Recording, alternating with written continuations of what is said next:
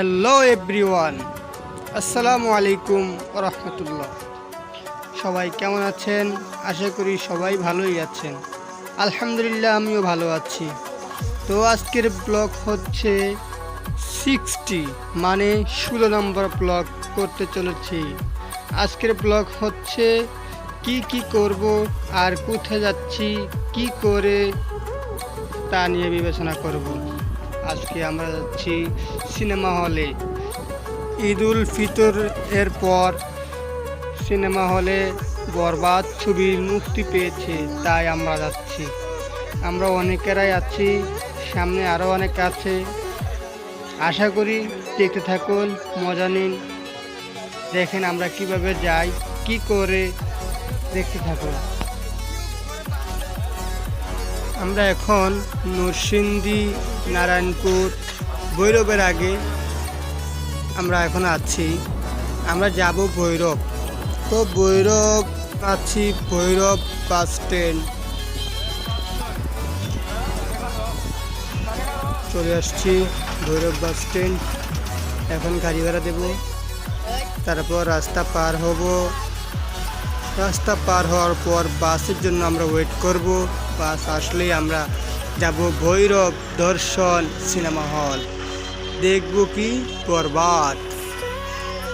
নিতুকে না পেলে বলে শাকিব খান পুরা দুনিয়া বরবাদ করে দেবে, তাই আমরা যাচ্ছি শাকিবকে রক্ষা করতে, যেন ও দুনিয়াটা বরবাদ করে না দেয়।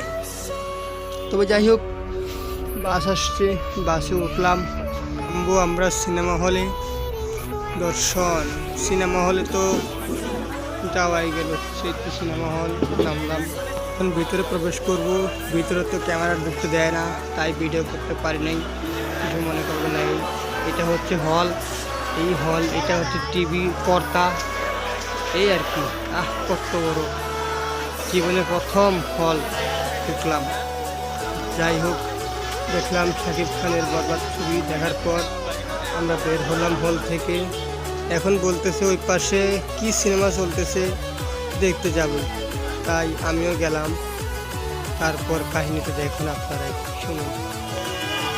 ভক্ত তুমি তো শাকিবের ভক্ত, ছবিটা কেমন দেখলা? এই ছবিটা কেমন দেখলেন কাকা? ছবিটা কেমন দেখলা? নাম্বার 100 10 এই ছবিটা কেমন দেখছো? ছবিটা অস্থির। আশা করি অন্তরাত্মা সেই হইব।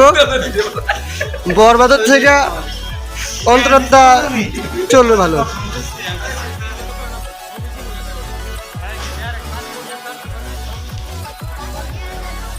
তো যাই হোক, এ পর্যন্ত ভিডিও করলাম। ভালো থাকবেন, সুস্থ থাকবেন, সবাই পাশে থাকবেন। আল্লাহ হাফেজ।